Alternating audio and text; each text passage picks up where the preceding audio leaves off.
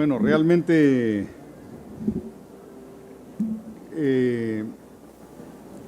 quien tiene el protagonismo de la sesión es Alan Knight. Se presenta un libro suyo. Ustedes conocen, todo México conoce a Alan Knight. Hoy se presenta su libro Repensar la Revolución Mexicana, un libro en 2 volúmenes con aproximadamente poco más de 1000 páginas en conjunto. Voy a entrar directamente, Alan, al tema. He pensado esta presentación en 2 partes. Primero haré una breve presentación del libro y luego me permitiré hacerle algunas preguntas a Alan Knight. Él, por su parte, está muy interesado en que la presentación tenga 3 partes y que la tercera consista en algunas preguntas, comentarios, observaciones de su parte. Entonces, Repensar la Revolución Mexicana es un libro de Alan Knight, repito, en 2 volúmenes, publicado por el Colegio de México recientemente, con poco más de 1000 páginas en total, que incluye 23 estudios de Alan Knight sobre la Revolución Mexicana, unos más recientes que otros. En general, uno podría decir que este libro refleja una de las labores de Alan Knight, que es la parte de sus estudios. Y subrayo la palabra estudios, como lo dijo Ariel Rodríguez Curi en una presentación hace unos meses en la Ciudad de México, porque no se trata de ensayos, son realmente estudios muy rigurosos, muy documentados, o no se trata de ensayos en el sentido tradicional, a partir de Montaigne, del término de ensayo, algo libre, especulativo. No, se trata de estudios muy, muy rigurosos de Alan Knight sobre diversos aspectos de la Revolución Mexicana. Yo diría que además esta muestra de sus estudios es muy representativa, porque la hizo en buena medida el propio Alan Knight. O sea, él, a diferencia de otras antologías en donde hay un antologador responsable de la selección, en esta ocasión el propio Alan participó muy directamente en la elección de estos estudios. Digo también que es una muestra representativa. A lo mejor aquí hay gente que sepa más de estadística que yo, pero son en conjunto 23 trabajos, 23 textos, de más o menos un total de 100. O sea, tenemos identificados más o menos 100 estudios, artículos, capítulos de libros, en fin, de Alan Knight, y de ahí salió esta antología que, repito, a mi modo de ver es muy representativa. Siguiente punto. Es un libro organizado en 5 apartados que reflejan los intereses temáticos de Alan Knight, pero van a ver que son intereses muy amplios. Una parte se llama Tierra y Trabajo, o sea, campesinos y obreros en la Revolución Mexicana. Otra, Estado y Sociedad. Hay un tercer rubro que podríamos llamar Ideología e Identidad. Estoy más o menos agrupando según mi terminología. Asuntos diplomáticos, asuntos internacionales, ese sería el 4º rubro. Y el último, vamos a llamarle aspectos teóricos, definiciones conceptuales, en fin, trabajos, sí, esa sería la palabra, más conceptuales que otros. Estos 5 temas se vienen a completar con otro libro de Alan Knight muy reciente, que publicó precisamente la Cátedra Alfonso Reyes del TEC de Monterrey, que se llama La Revolución Cósmica. Ese libro está dedicado a los trabajos de Alan de carácter reflexivo sobre la revolución, sobre todo producidos, escritos por él, son muy recientes, porque son producidos por él alrededor de las conmemoraciones del 2010, del centenario de la Revolución. Así que en ese sentido, ese libro, estoy hablando del otro, del que no se presenta hoy, que se presentó yo creo que el año pasado, pero voy a hacer una rápida síntesis, es un trabajo o son estudios sobre la vigencia de la Revolución Mexicana, sobre el uso político de la Revolución Mexicana, y aquí quiero ser muy claro, El gobierno mexicano no es el único gobierno que hace uso político de la historia. Todos los gobiernos en el mundo, no solamente los actuales, los pasados, los futuros, hacen uso político de la historia, pero no solamente los gobiernos, los movimientos sociales, por ejemplo, el EZ hizo un uso político de la historia al llamarse zapatismo, en fin, todas las instituciones tienen su propia historia oficial, por eso es importante distinguir entre historia oficial e historia gubernamental. La Iglesia tiene la suya, el empresariado tiene la suya, pero repito, la izquierda también tiene su historia oficial. Ese libro, La Revolución Cósmica, también incluye reflexiones sobre las percepciones populares que se tienen sobre la Revolución Mexicana, ¿no? Lo que la gente piensa de la Revolución Mexicana y sobre todo las continuidades de la Revolución Mexicana en el México actual. Un poco lo que dije al principio, la vigencia de la Revolución Mexicana.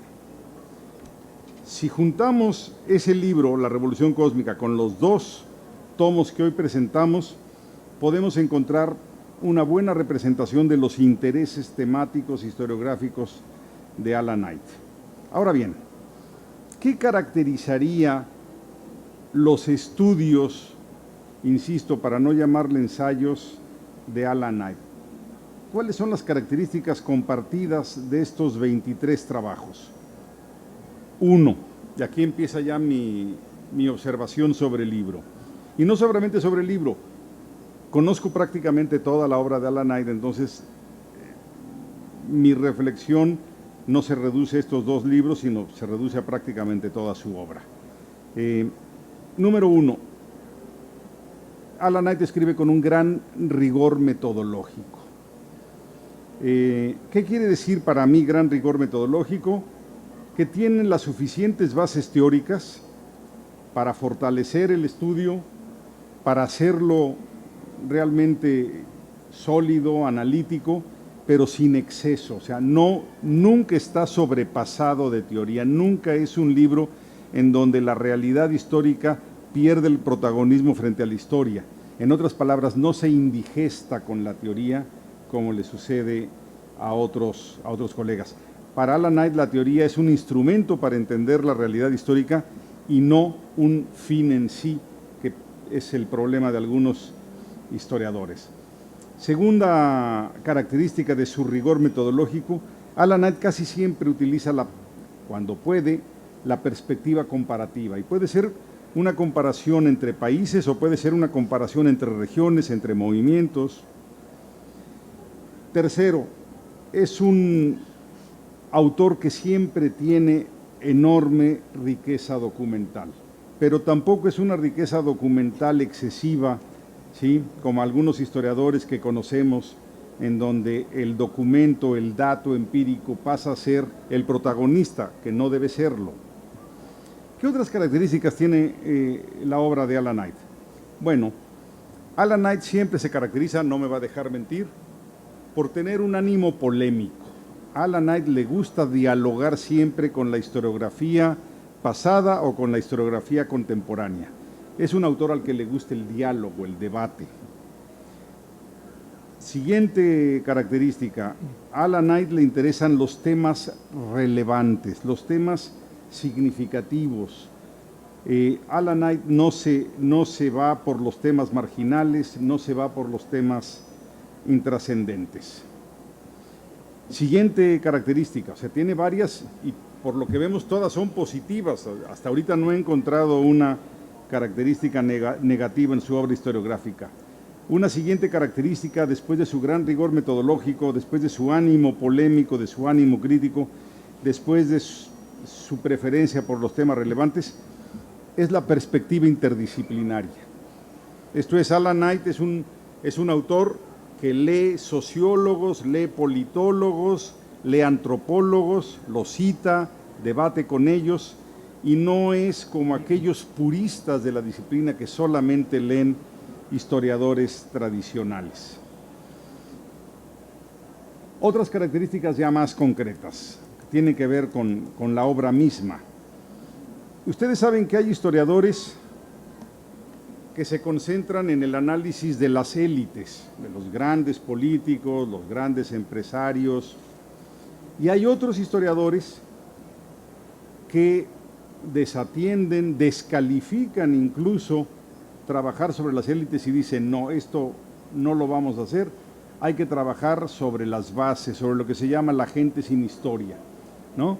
Historia desde abajo, también se dice en una traducción un poquito forzada. Bueno, pues Alan Knight tiene la capacidad, la sabiduría para trabajar a ambos niveles.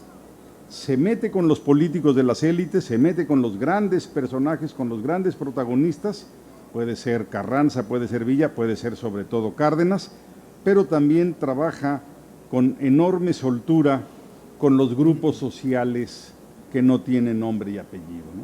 Con las bases, o con los segundos jefes. Una de las características que más me gustó desde la primera vez que leí su libro de la Revolución Mexicana es el manejo que hace tan cómodo, tan frecuente, con tanta familiaridad de los jefes secundarios, que son importantísimos para entender la Revolución Mexicana. No se puede entender la Revolución Mexicana limitándonos a 4 o 5 personajes. Hay que trabajar los grandes personajes, los líderes secundarios y las bases. Quien no haga esto no va a entender la Revolución Mexicana. Otra característica de la obra de Alan Knight, que para mí la hace especialmente valiosa, es que hay algunos colegas que trabajan una visión de la historia etnocentrista.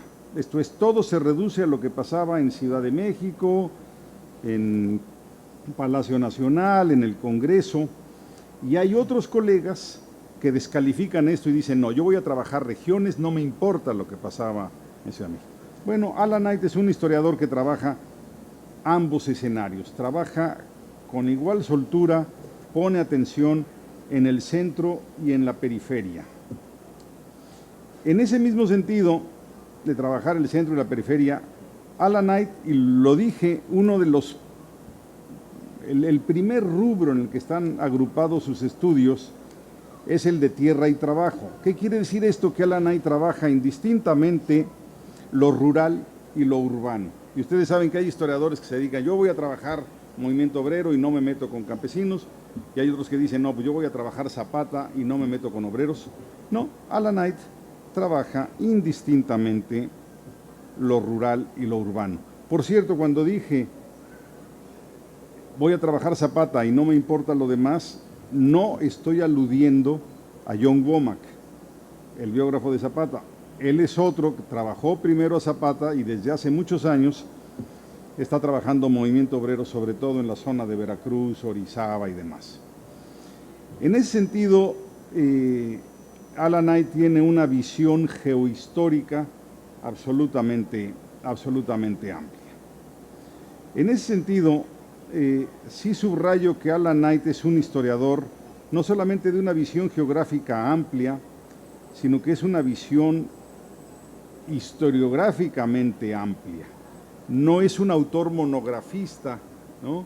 Voy a poner un ejemplo grotesco, pero de repente ahí aparecen expertos en la política agraria de León de la Barra o la política agraria, vamos a ponernos más ridículos, de Pedro Lascurain. Pues ¿quién puede ser experto en la política agraria de Pedro Lascurain si duró 45 minutos en el poder? Bueno, la especialización es tan grave ahora que hay algunos colegas que no tienen la visión completa de la historia, sino que se concentran en un asunto minúsculo. Son lo que yo llamaría historiadores microscopistas, ¿no? Hay que tener una visión mucho más amplia y Alan Knight la tiene. Otro elemento que caracteriza la obra de Alan Knight es que le gusta explicar, o sea, no solamente se satisface con narrar, con reconstruir, sino que además le gusta explicar, y además le gusta explicar, espero que más o menos estés de acuerdo en cómo veo tu obra. Hasta ahora sí. A Alan Knight le gusta explicar siempre con la multicausalidad, nunca con una sola causa, siempre en sus explicaciones intervienen algunos factores, ¿no? Otro elemento que a lo mejor ahí yo me despego de Alan, difiero de él, pero reconozco que lo hace con enorme categoría, es de los pocos historiadores que se atreve a utilizar a veces el método contrafactual, el qué hubiera pasado. Hay algunos historiadores que solamente descansan en el método contrafactual y hay algunos que lo rechazan del todo. No, Alan de repente hace análisis contrafactuales y siempre los hace con enorme calidad académica. Entonces, esta para mí sería la primera parte de mi intervención. Yo estoy hablando de las características que yo veo de la obra, del oficio de historiador de Alan Knight. Ahora bien, el libro que hoy nos ocupa se llama Repensar la Revolución Mexicana. Y voy a subrayar el prefijo repensar. El título lo eligió Alan, ¿sí? ¿O lo pusimos nosotros? No, más o menos, pero con algo, certain input por parte de los editores del colegio. Bueno. Corresponsabilidad. Entonces, si hablamos de repensar, quiere decir que él pensó la Revolución Mexicana de una manera hace unos años y hoy a lo mejor tiene algunas diferencias, es un repensamiento. Entonces, si me permiten ustedes, yo voy a pasar ahora a hacer algunas preguntas a Alan Knight, que es al que nos interesa oír. Yo aquí voy a ser simplemente un mediador entre ustedes y él. La primera pregunta que yo le haría, en base al término repensar, es que él escribió un libro que yo digo es el libro más importante que se ha escrito sobre la Revolución Mexicana de entonces a la fecha, The Mexican Revolution, publicado en 1986. Un libro que tuvo mala suerte editorial en México, fue traducido por Editorial Grijalvo en 2 volúmenes que no circularon bien, no me explico por qué, pero que hace unos años fue reeditado por el Fondo de Cultura Económica y eso nos permite pensar que esa edición sí va a circular debidamente. Pero, olvidémonos de los temas editoriales. Mi pregunta es un libro de 1986.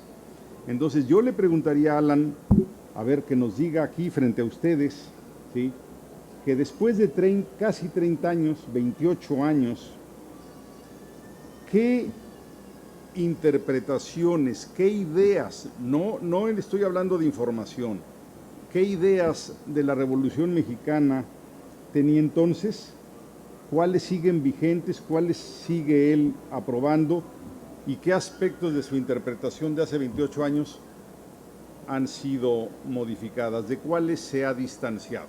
Me gustaría, Alan, comenzar con esta pregunta, a ver tú qué opinas. Antes de nada, quisiera agradecer a Javier su muy amable introducción y agradecer también al colegio, la institución que él preside, por haber publicado este libro cuando estaba durante unos años en un suerte de limbo, porque otra institución, no voy a mencionar, iba a publicarlo y al fin no cumplió. Entonces, ahora ha salido y quisiera agradecer también al TEC de Monterrey, la Cátedra Alfonso Reyes, gracias a lo cual estoy aquí hoy en día, y ustedes también, el público, por asistir. La pregunta, ¿en qué medida había cambiado mi interpretación desde que saliera el libro inicial hace 28 años? Como corre el tiempo, ¿no?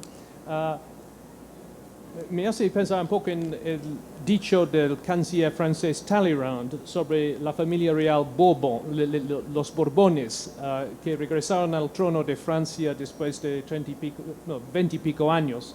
Y Talleyrand dice de ellos que durante todo ese tiempo en exilio no habían aprendido nada y no habían olvidado nada. Es decir, estaban todavía en la misma situación mental.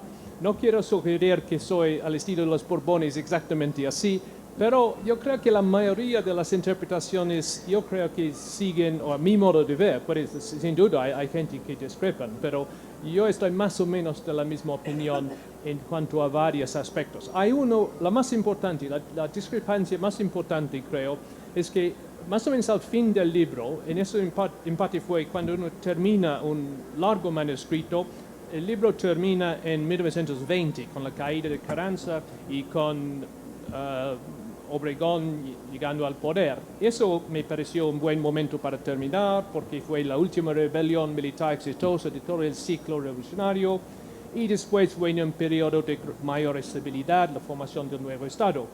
Pero mi conclusión, en parte para terminar el libro con un toque un poco retórico, fue que en muchos aspectos la revolución, con toda su promesa, su compromiso popular, la lucha, etc., no había cumplido. Es decir, mirando los últimos años de esta década, no obstante la Constitución, con muy bonitas promesas de reforma social, en realidad con carencia y ese gobierno muy frágil, la revolución todavía no había producido buenos efectos en cuanto a reforma agraria o laboral. Incluso hubo una suerte de reforma agraria negativa, es decir, la devolución de tierras a los terratenientes que estaban regresando de afuera.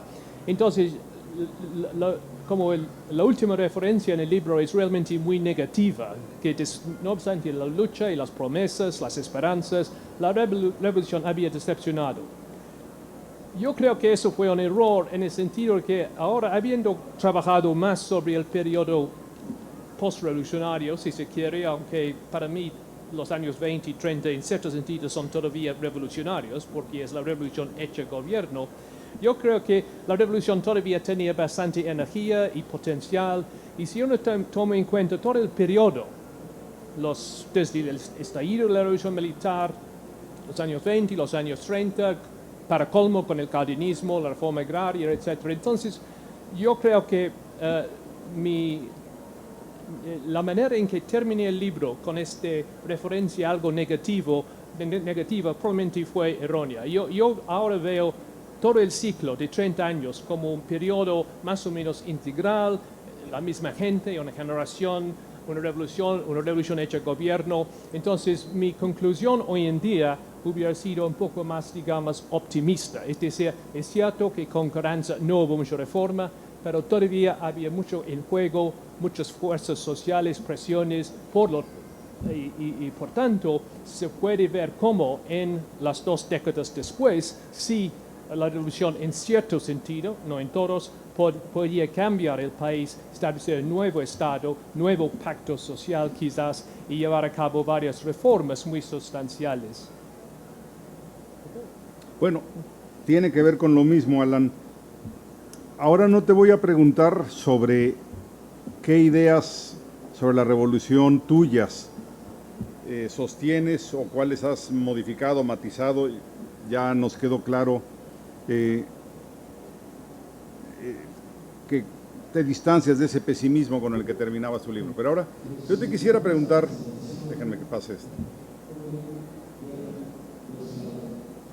Un momento. En términos de información histórica, de conocimiento histórico empírico, no solamente tuyo, sino de los colegas, del gremio, ¿qué conocimientos nuevos has visto que han surgido en los últimos 30 años?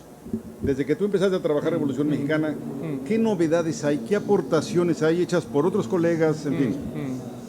Yo creo probablemente la aportación más importante, tanto antes de la publicación del libro y después también, ha sido el gran énfasis en la historia local y regional. Es decir, no tiene que ver tanto con grandes interpretaciones, aunque ha habido cambios en este sentido también. Pero cuando yo comencé estudiando México en los años 60, la mayoría de las interpretaciones asumieron perspectivas nacionales. Los grandes líderes, los próceres de la República, de la Revolución, visto desde arriba y no la frase que quizás no te gusta tanto, de abajo, ¿no? Sí, from the bottom up. Sí. Entonces, el gran cambio comenzó antes de que yo hice mi libro, pero estaba todavía en proceso cuando escribí. Y es decir, todo un sinnúmero de estudios. Un ejemplo nada más es clave, de Luis González, Pueblo en Vilo, Microhistoria de San José de Gracia, el estudio pionero de una sola comunidad en Michoacán, a través del siglo XIX, pero también durante la Revolución y la Revolución Cristera, que fue un modelo de cómo hacer la historiografía local, mostrando cómo una sola comunidad evolucionaba a través de 2 siglos casi. Y con la Revolución, un episodio, pero bastante importante en esta larga trayectoria. otros estudios también sobre estados particulares. Y eso tiene que ver con el hecho muy obvio que México es un país no solamente enorme, sino también muy heterogéneo. Es decir, lo que pasó en Torreón no es Tapachula, tampoco es Tijuana. Entonces yo creo que es muy importante entender la revolución como una rompecabezas nacional, que es mi perspectiva, porque yo no tengo mi propia patria chica regional o estatal, pero tratando de armar las perspectivas que surgen a través de todo ese país tan grande y tan heterogéneo. Eso no quiere decir que debemos perdernos en el rompecabezas, ¿no? El problema es a veces, como Javier mencionó, hay historiadores que están tan metidos en su patria chica historiográfica, nunca se levantan los ojos para ver qué está pasando en otros estados, otras regiones, ni hablar de otros países también. Entonces yo creo que ha sido muy importante tratar de utilizar esta gran ola de historia regional y estatal, municipal incluso, para entender el proceso de la revolución. Y eso sigue no solamente durante la Revolución Armada, sino también durante los años 20 con la cristiada, con el cardenismo. Las reacciones locales y regionales son muy distintos. Incluso eso sugiere, ha habido yo creo, un cambio interpretativo muy importante en este sentido. Mostra cómo, con Cárdenas, por ejemplo, el poder central, el poder del presidente no era tan grande como muchas veces se supone. Es decir, hubo mucha más resistencia por parte de élites locales en Yucatán, en Sonora, por ejemplo, y la idea de un suerte de leviatán en el zócalo, es decir, un gobierno en estado tan fuerte y tan centralizado, capaz de cambiar todo lo que pasa en el país, es un mito. Como ha sido mencionado, hay muchos mitos en la historia de todo el país, incluso en México, y un mito que yo creo que ya hemos desmitificado bastante bien gracias a esta nueva ola de investigación, es mostrar que el Estado revolucionario, obviamente sí creció, fue más fuerte digamos, con Cárdenas que con Obregón, sin embargo, nunca podía controlar el país. Incluso Cárdenas, con sus reformas radicales, se enfrentó a muchísimos retos y obstáculos para llevar a cabo su programa. Entonces yo creo que eso es muy importante. Voy a mencionar una cosa más, pero es un poco negativa, muy rápidamente. Conforme, digamos, la frontera historiográfica avanza, entonces hay siempre nuevos periodos y también nuevos problemas para estudiar. Yo, comenzando a fines de los 60, estudié la Revolución Mexicana. Otra generación estaba más interesada, yo creo, en todo el periodo postrevolucionario, los 20, la cristiada, los años 30. Hoy en día hay mucha gente joven, una tercera generación, yo diría, que están trabajando lo que para mí fue la actualidad, por ejemplo, los años 70. Hay jóvenes haciendo doctorados en el periodo de Echeverría, la Guerra Sucia, movimientos estudiantiles, los electricistas. Entonces, es interesante ver cómo cada generación entra en nuevos territorios de investigación. Eso quiere decir, sin embargo, que la revolución, especialmente la revolución militar, armada, ya no es quizás, no tiene quizás la popularidad, no es un enfoque tan importante en la historia como estaba hace 30 años cuando yo comencé, o casi 40 años. Entonces, es muy lógico, muy necesaria que cada generación decide lo que va a estudiar y conforme el paso de tiempo, entonces comienzan nuevas investigaciones en periodos más recientes que para mí, por ejemplo, para Javier, fueron periodos que nosotros vivimos como en carne propia. Sí, coincido con él. En el Colegio de México ahora los alumnos quieren trabajar segunda mitad del siglo XX, les interesa muchísimo, ya ni siquiera cardenismo, poscardenismo. Ávila Camacho empieza a interesar, Miguel Alemán y sobre todo cuestiones más contemporáneas, el 68, la Guerra Sucia que ya mencionó Alan, la transición a la democracia, en fin, se nos abre todo un panorama historiográfico que a nosotros en las instituciones nos mete en un conflicto porque no sabemos si somos los historiadores quienes debemos atender esas demandas, esas dudas, esos temas, o si son politólogos o sociólogos, en fin, estamos en una frontera ahí muy, muy complicada. Le voy a seguir haciendo preguntas, Alan, para luego pasar a la tercera parte y que ustedes sean los que le pregunten. A ver, Alan, a lo mejor no estás de acuerdo, pero yo creo que una parte central en tu interpretación son la revolución de los años 13 a 15.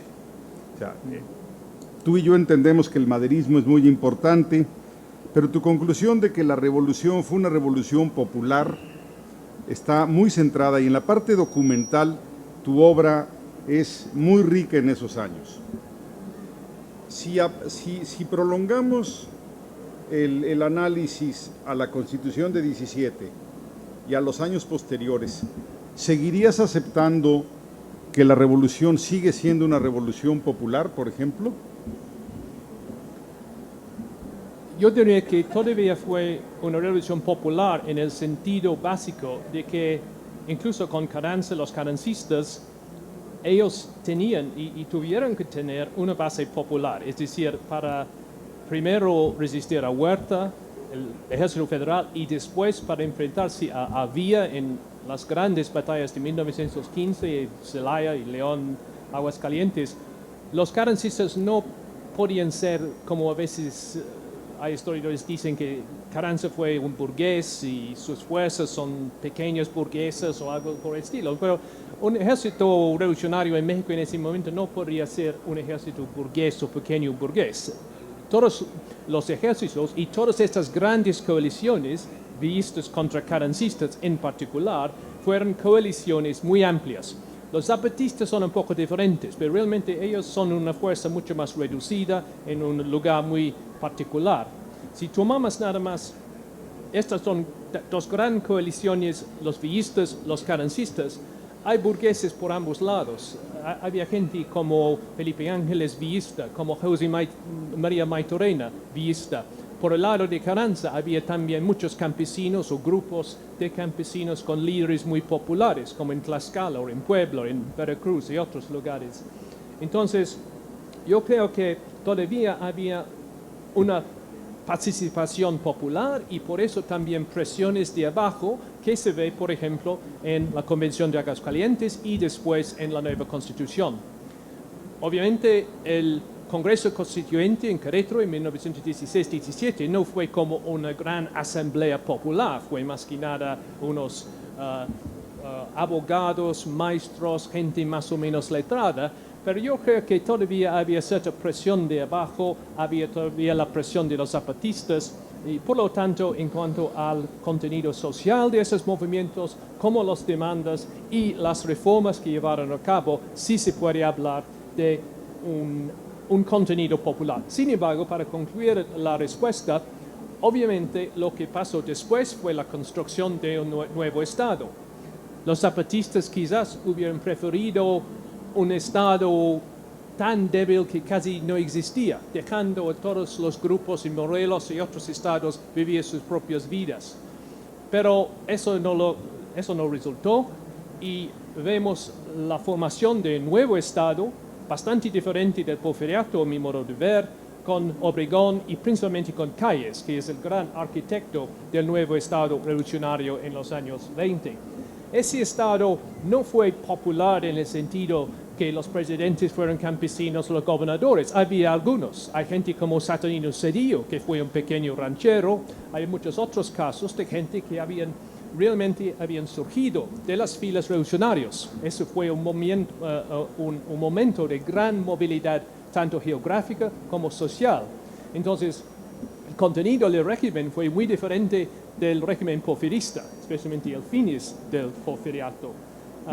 Sin embargo, fue un Estado, el Estado tiene sus propios intereses y no fue un Estado netamente popular. Porque yo veo, hay muy pocos o casi ningún Estado en el mundo ha sido popular en este sentido. Entonces, creo que todavía había una presencia popular y una manera de hacer o ver esto, para tocar un tema que Javier mencionó, es por una comparación con otros países de América Latina, que obviamente sería la comparación más correcta.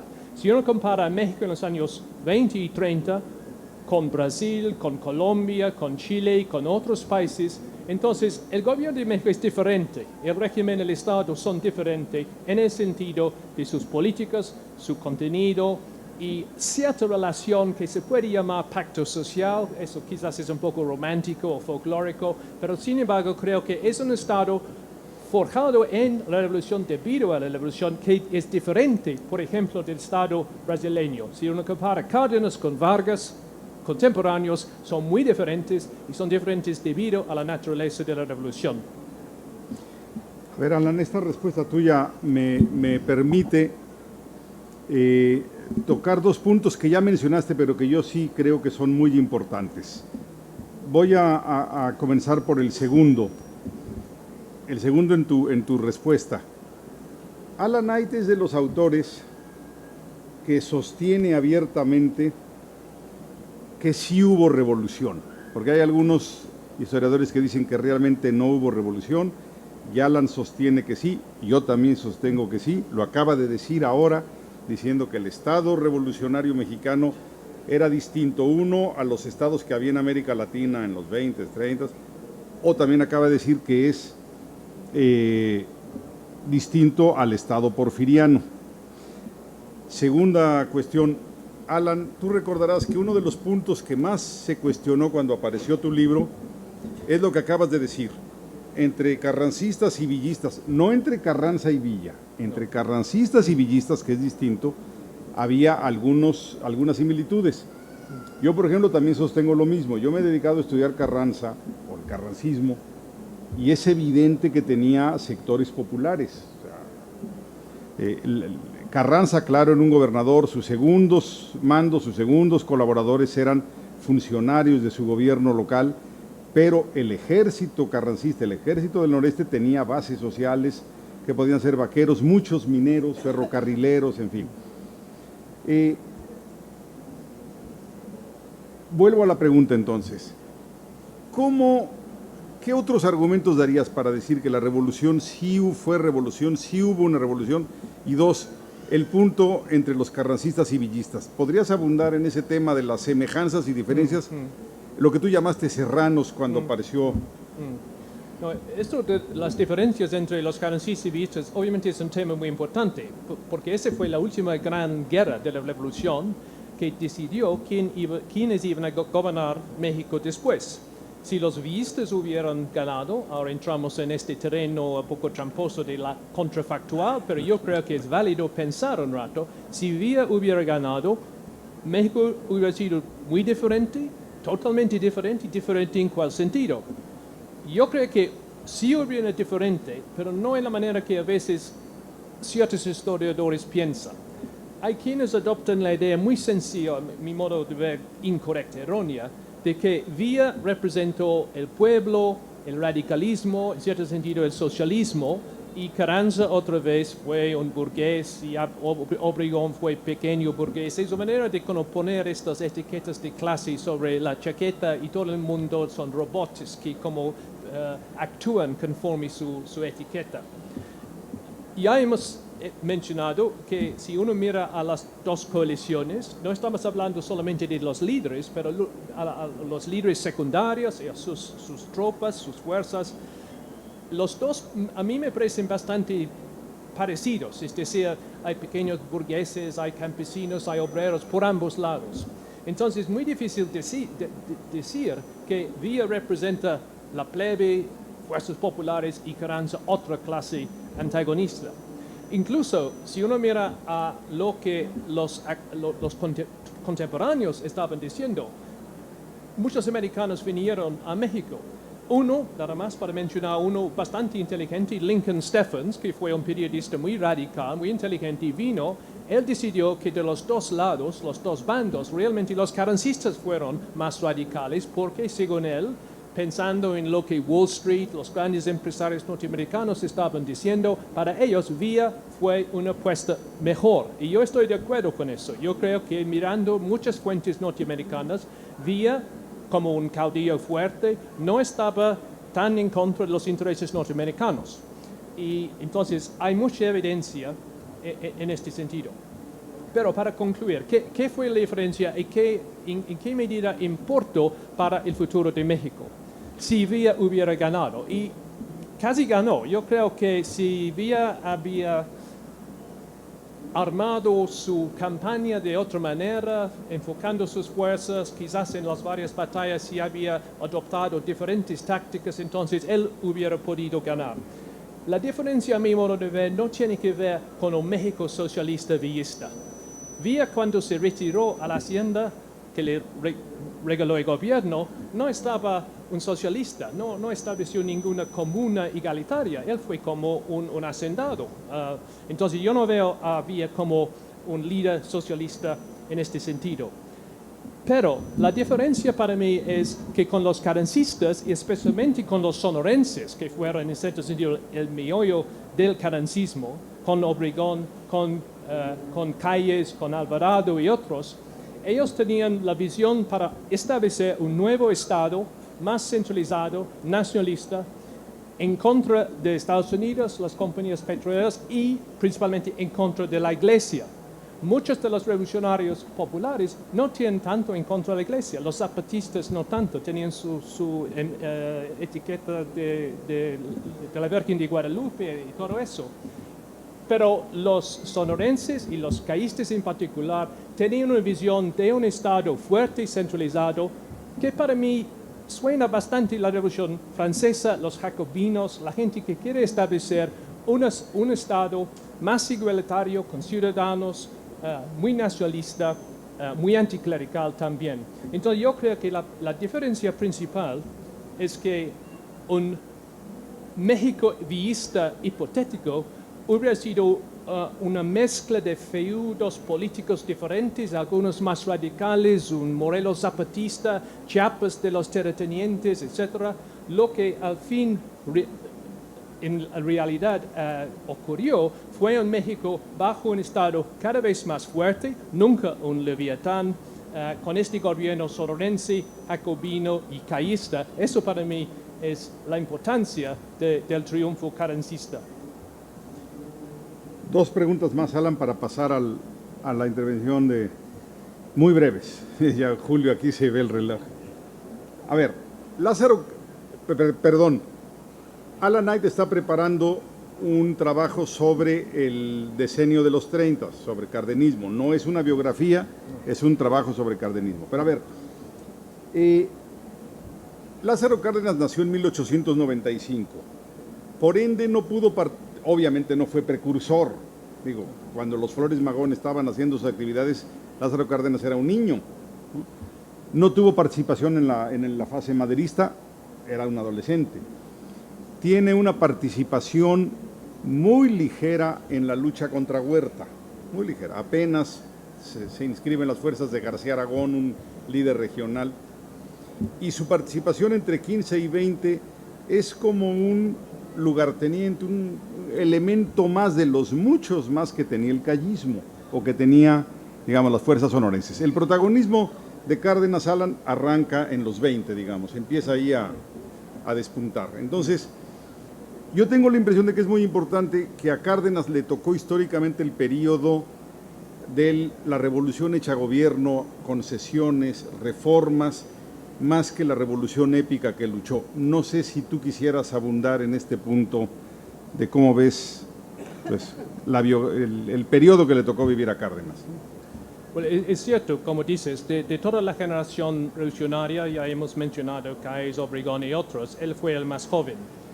Creo que llamaron a Miguel Alemán el cachorro de la revolución, pero realmente Cárdenas merece ese título más que Alemán. Y fue el más joven y por eso tenía una carrera mucho más larga y todavía tenía influencia hasta su muerte en 1970. Y claro, su participación en la lucha militar fue muy reducida. Hay que acordarnos que entró en el ejército muy joven, salió de su trabajo, estaba el mayor de varios hermanos, su padre había muerto bastante joven, entonces Lázaro, el mayor, tenía que encargado de la familia y dice que ciertos tratos paternalistas medio autoritarios de él tienen que ver con esta experiencia cuando estaba muy joven en Jiquilpan. Pero entró en el ejército revolucionario y creo que de ahí en adelante su carrera tenía muchísimo que ver con el ejército. Fue producto del ejército y él tenía siempre muy buenas relaciones con el ejército revolucionario, que obviamente fue la institución más importante de los años 20 e incluso yo diría de los años 30. No obstante, el establecimiento del partido hegemónico, el PNR, en 1929, el ejército siguió siendo muy importante a través de todos los años 30 y yo creo que no obstante su radicalismo, yo creo que el radicalismo de Cárdenas fue genuino, no es como una máscara, un puro discurso para mistificar a las clases sociales, pero fue muy importante que él podía mantener la lealtad de los oficiales del ejército y gente a veces bastante conservador. Había gente como Gonzalo N. Santos, por ejemplo, después el gran cacique de San Luis Potosí, que siempre respetaba a Cárdenas debido a su larga carrera como militar. No es que Cárdenas fue gran genio militar, al contrario, Obregón tenía una opinión muy baja de él, pero tenía la lealtad, estaba como político muy astuto, un zorro en sayal franciscano, como dije a alguien, no me acuerdo quién, y yo creo que eso fue muy importante. No fue una persona muy educada, nunca se fue a la universidad, sabía leer, escribía muy bien, tenía una letra muy elegante, pero no fue como un gran intelectual y por eso también lo consideraba a veces como alguien muy torpe, bastante estúpido. Sus discursos no fueron muy, digamos, carismáticos en sí, pero tenía una gran capacidad para establecer alianzas dentro de este sistema político revolucionario en donde, repito, el ejército fue absolutamente clave. Y por eso hay otro contrafactual quizás interesante. En la segunda mitad de la década de los 30 hubo ciertos temores en México de un estallido militar al estilo de Franco en España. Sabemos que la guerra española tuvo mucho impacto en México porque muchos conflictos algo parecidos estaban todavía en juego en México, cuestión de la iglesia, reforma agraria, etc. Y había gente que pensaba que quizás Saturnino Cedillo o otro caudillo sería el Franco mexicano. El hecho de que este nunca pasó. Hubo sí una breve rebelión de Cedillo que fue aplastado muy rápidamente y muy fácilmente. Tiene que ver con el hecho que Cárdenas siempre ha mantenido muy buenas relaciones con el ejército y por eso podía afianzar la estabilidad del Estado revolucionario, no obstante las muchas tensiones de estos años. Yo creo que tiene mucha razón, Alan. Voy a dar dos datos biográficos y luego ya concluyo con la última pregunta. Tenía muy bonita letra Cárdenas, no pasó del quinto de primaria, porque ese trabajo que abandonó, porque efectivamente su padre murió y él era el hermano mayor, era en una imprenta, entonces él estuvo obligado a trabajos de escritorio, digamos. Y lo segundo, el carácter militar. A mí me tocó entrevistar a doña Amalia, su esposa, y nunca se refería a él como mi esposo, el Lázaro, siempre le decía el general. Siempre se refería a ella como el general, ¿no? Por último, Alan, Alan Knight ha escrito una gran historia de la Revolución Mexicana en 2 volúmenes, gruesos volúmenes. Una historia de México en 3 volúmenes, aunque hay uno pendiente, pero también son grandes proyectos. Los estudios del libro que estamos hoy presentando, y con esto regreso al libro que hoy nos convocó, a ustedes y a nosotros, son estudios en promedio de 50 hojas, más o menos. Por lo general, cuando nosotros escribimos artículos, los historiadores, capítulos de libros, son de 25, 30 hojas. Entonces yo me quedé pensando ayer, Alan, hubo una intervención ayer en el consejo de la cátedra Alfonso Reyes, se mencionó a Víctor Hugo, y yo dije, bueno, Alan Knight es como el Víctor Hugo de la Revolución Mexicana, o sea, grandes textos. Si uno se pone a ver el número de páginas que ha escrito Alan desde que empezó a publicar sobre la Revolución Mexicana, son muchas páginas en promedio. A mí, por ejemplo, cuando yo escribo un día de mucha intensidad, 5 o 6 páginas al día, termino cansado con 5 o 6 páginas, como si hubiera hecho un partido de fútbol o un medio maratón. Entonces, Alan, mi pregunta es, ¿vas algún día a escribir textos más breves o siempre vas a No, como Víctor Hugo? Well, yo no sé, me gusta Víctor Hugo, pero este paralelo me parece un poco excesivo. Es que ayer salió el tema. Pero obviamente, confieso, soy algo prolijo y me gusta escribir cosas a veces demasiado largas. A veces es más difícil para mí escribir algo de 10 páginas que algo de 25 o 30, porque con 25 se puede alargar un poco y poner, me gusta anécdotas y citas, y así enriquece un poco en vez de tener como un análisis muy esquemática. Pero ahora creo tenemos unos pocos minutos para abrir, si alguien quiere poner una pregunta. Están en su cancha ahora. Allá hay un joven que quiere.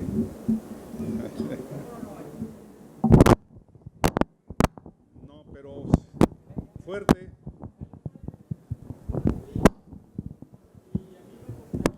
¿Por qué no te acercas y lees aquí la... ya está. Bueno, ya, ok. Mira, yo soy profesor de turismo.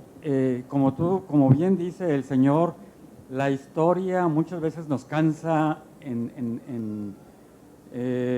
como dice, leer 6, 7 páginas y tener que replantear y entenderle. A mí me gustaría que los nuevos libros de las escuelas, tanto de secundaria como de prepa, manejaran varios puntos de vista. Había un programa en mí que me gustaba mucho de Abraham Ludowski sobre punto de vista. Entonces manejaban varios puntos de vista donde hoy el estudiante tenga el poder hablar si Villa fue un caudillo, como usted decía, fue un líder, fue un vándalo, y empezar y que el estudiante indague una información de un punto de vista y usted tenga quizás otro, y se hagan dinámicas, porque hoy en día se maneja la historia y uno se queda dormido. Entonces yo creo que manejando la historia de una manera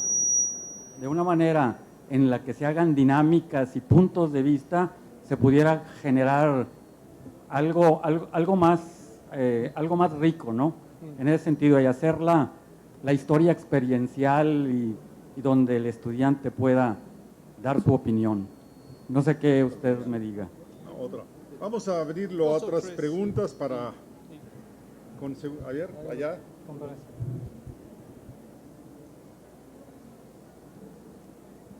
Buenas tardes. A lo mejor mi pregunta es microhistoria o es muy regional, pero el maestro Naig está comentando que dentro de los archivos también ha consultado informes militares, inteligencia, todo eso. Y a lo mejor me estoy extrapolando en temporalidad, ¿verdad? Pero por decir sinarquismo, rebelión sedillista, todos son productos antagónicos al cardenismo. Quisiera saber, o sea, siempre he tenido esa duda, de qué origen, si eran alemanas, italianas, españolas o norteamericanas, gran parte del armamento que llegó hasta la Huasteca Potosina, la zona de valles, del maíz, para la rebelión sedillista, en este caso anticardenista, ¿verdad? Si llegara a saber algo del tema por ahí que siempre me ha llamado la atención, y que en algún tiempo Mario Gil, en la década bárbara, expuso brevemente, el periodista de seudónimo. Gracias. Quizás una más.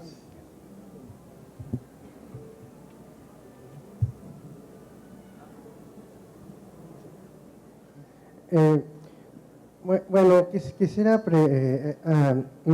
comentar algo. Me agradó mucho pues la manera como estuvieron comentando acerca del papel que tuvo pues Lázaro Cárdenas ya cuando era presidente de la República, porque recuerdo que hace tiempo llegué a ver pues un documental que hablaban de algo al respecto, no nomás de Cárdenas, sino de cómo fue que mucha gente que fue, digamos, los llamados hijos de la revolución, también fueron influenciados directa o indirectamente de sus valores. Recuerdo que, por ejemplo, cuando pasaron un documental de 2 partes de la vida de Octavio Paz, muestran cómo fue que Octavio Paz, pues al principio estuvo como influenciado indirectamente de esas ideas, como cuando fue a lo de España, cuando lo de la Guerra Civil Española, y cómo terminó desencantándose de eso cuando le dijeron en qué consistía y cómo sus ideales cambiaron radicalmente ahí, y todo lo que ocurrió en eso, y cómo se volvió pues de unas ideas en que, o en algunos casos, para algunos historiadores, no estaba a favor de las ideas de izquierda, que sí estaba contra, y sí me gustaría saber que hablara un poco más al respecto de qué tanto influyó como gente como Octavio Paz. Well, quizás, ¿hay tiempo para uno más Una muy más y ya. rápidamente? Sí. A ver, aquí está el señor.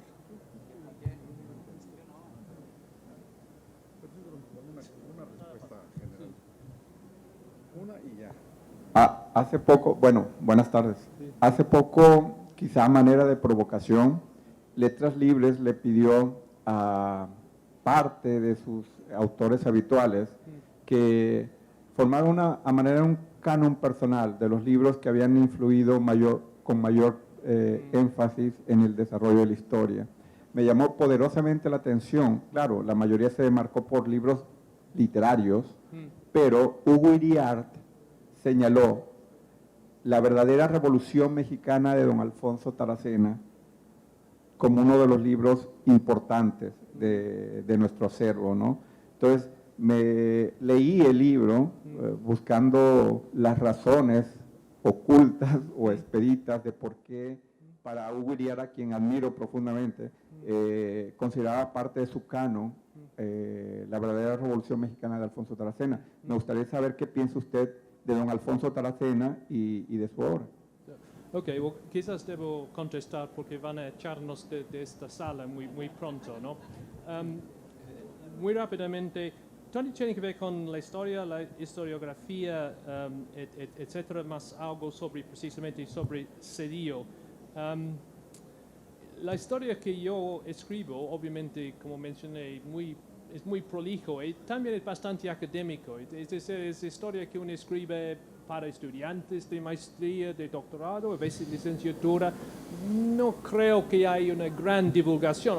Obviamente me gusta mucho si la gente que no son estudiantes leen también, pero la suerte de historia que usted mencionó no es exactamente la mía.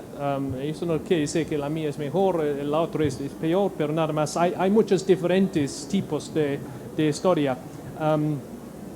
Y me llama la atención, y no quiero ser demasiado elitista sobre eso, pero cuando el centenario de la Revolución hace 4 años, hubo un número de libros y revistas que realmente a mí me decepcionaron, porque había mucho en donde voy a desmitificar la revolución, voy a mostrar que fulano de tal traicionó a alguien. Es decir, no realmente fue una gran contribución a nuestro conocimiento de la historia.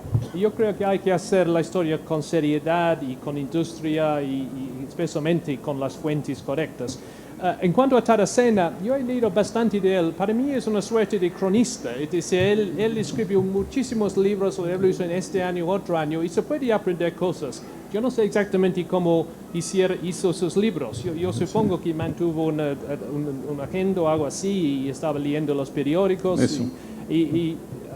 Entonces, para mí, pero no es que él da una gran interpretación de la revolución. Y si yo tenía que mencionar libros, nada más 3, ya he mencionado El pueblo en vilo de Luis González, el libro de Womack ha sido mencionado sobre Zapata, que no es solamente una biografía, sino todo un estudio del Estado y Morelos, y en tercer lugar, el gran libro de Friedrich Katz sobre Villa. Es decir, con eso tenemos 2 grandes libros, el Zapata de Womack y el Villa de Katz. Confieso, son dos extranjeros, aunque Katz vivió varios años en México, estaba muy mexicanizado en cierto sentido, pero esto será para mí. Y como nada más una breve cita sobre Cedillo, su revolución, etc. Los rebeldes cedillistas no fueron muy bien armados o pertrechados. Incluso su rebelión, yo tengo un muy buen amigo que hizo un libro sobre él y estaba muy metido en las fuentes e incluso con los veteranos sedillistas, etc. Y al fin fue una suerte de esfuerzo un poco quijotesco de Cedillo para protestar. Tenía muy poca posibilidad de triunfar, fue aplastado muy fácilmente. Hay mucho de apoyo de las compañías petroleras y cosas por el estilo, pero yo no creo que eso fue tan importante. Es cierto que las compañías estaban en contra de Cárdenas por razones obvias, pero la idea de que ellos apoyaron a Cedillo con armas y con dinero es bastante exagerado. Y se ve la manera en que la rebelión fue tan débil y fue aplastada muy fácilmente, sugiere que no fue una rebelión ni bien pensada, tampoco bien pertrechada. Allá había una pregunta y va a ser la última. ¿Todavía insiste? ¿Sí? ¿Quiere hacerla?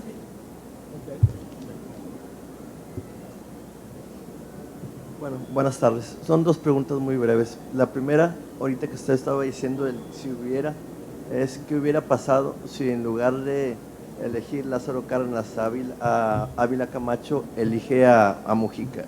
Yo creo que eran dos personajes radicalmente diferentes y creo que ¿Y luego? un mayor aliento hacia una continuidad en cuanto a Mujica. Pienso yo que representaba un mayor aliento hacia continuar la revolución, y yo creo que la elección de Manuel Ávila Camacho marca, en mi opinión, el retroceso. La segunda sería para el doctor García Diego, usted que ha formado muchas generaciones de historiadores. En su autobiografía, Erich Hobsbawm señala de que él también había formado muchas generaciones, vivió más de 90 años, seguramente el doctor Alanay pues lo llegó a conocer, y él narra de que su generación fue una generación con mucho compromiso, y que él vio en el devenir del tiempo que había generaciones que mostraban un compromiso radical, otras, hasta la última, que dijo que mostraban un compromiso más con una buena vida, un buen sustento económico, pero ya no un compromiso con una idea. Me gustaría saber usted cómo ve a las nuevas generaciones de historiadores, o sea, qué compromiso hay. Well, me alegro que la segunda pregunta fue dirigida precisamente a Javier. Yo no quiero entrar en esto, y entonces nada más para mencionar eso.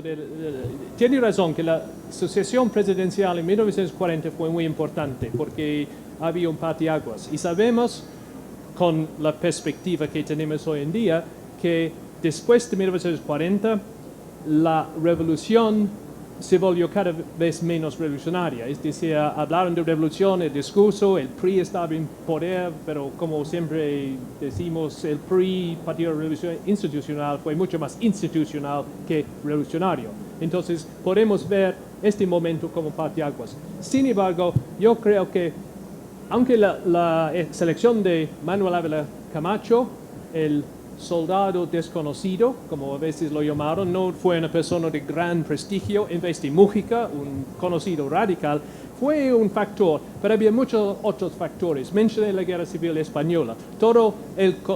La coyuntura internacional fue muy peligrosa con el estallido de la Segunda Guerra Mundial.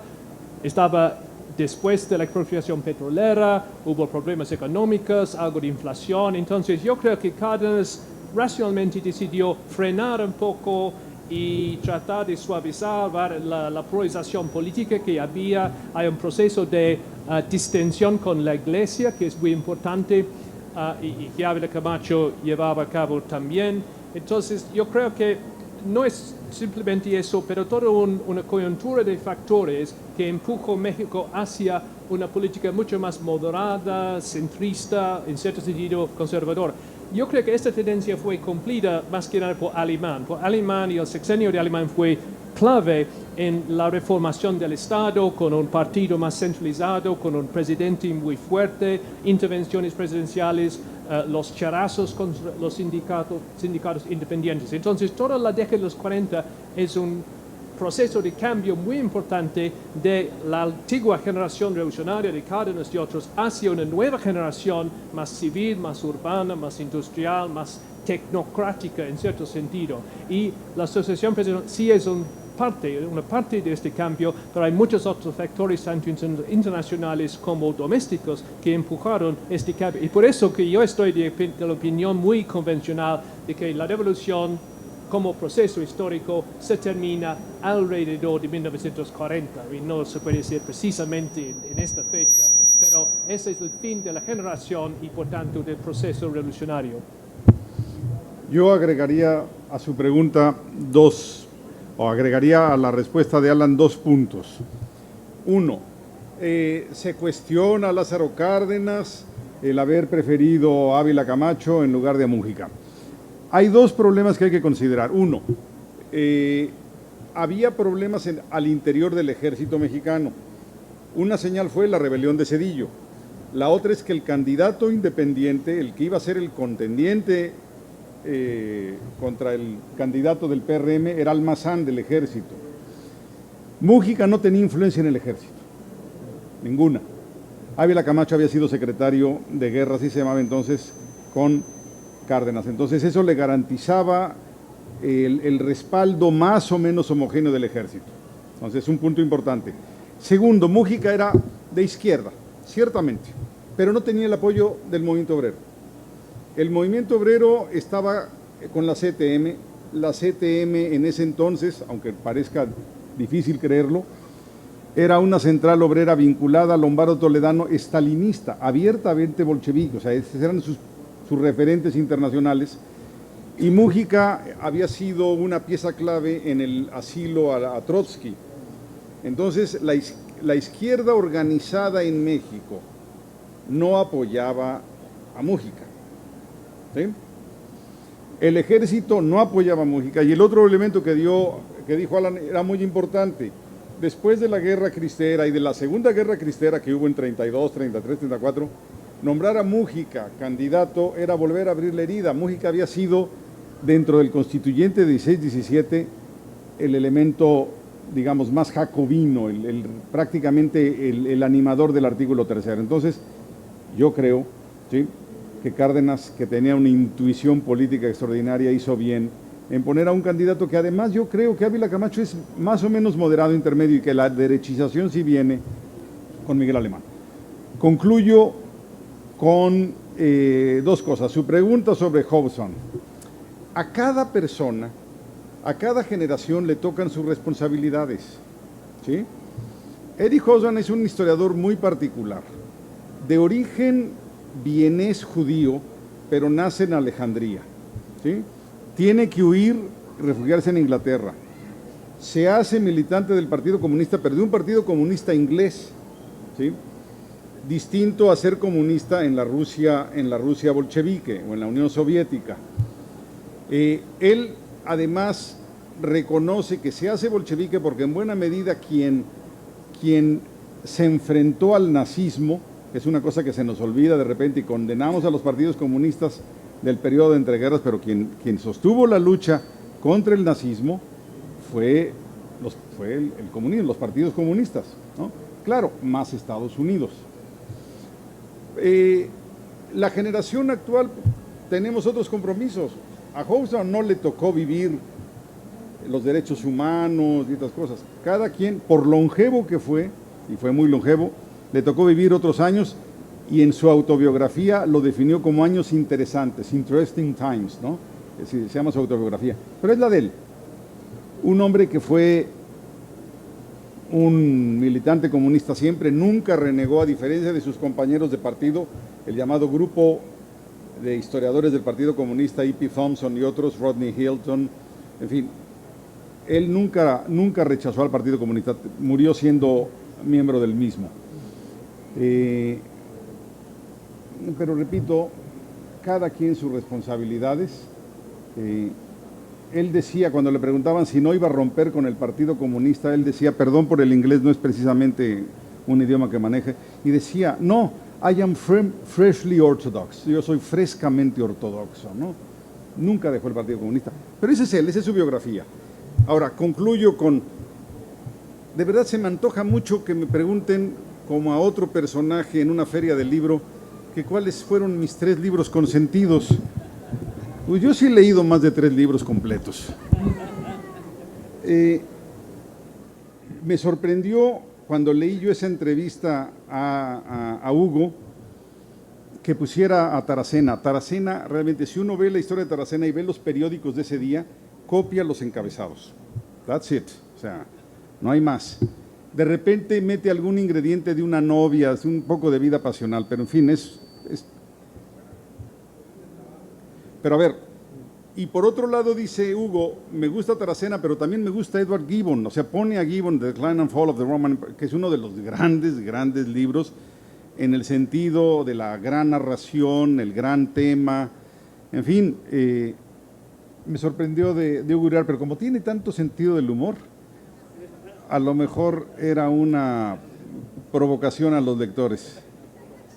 No lo sé, pero si quiere que yo le diga cuáles son mis 3 libros consentidos, se lo digo, de Revolución Mexicana, porque uno tiene varias lecturas, las profesionales y las... Bueno, obviamente yo me formé con Katz y claro, Katz para mí es especial. Me gusta mucho el libro de Womack. Luis González es otro profesor mío muy querido, ¿sí? Pero si agrego un cuarto, el libro de Alan Knight. Buenas noches y muchas gracias. ¿El libro también?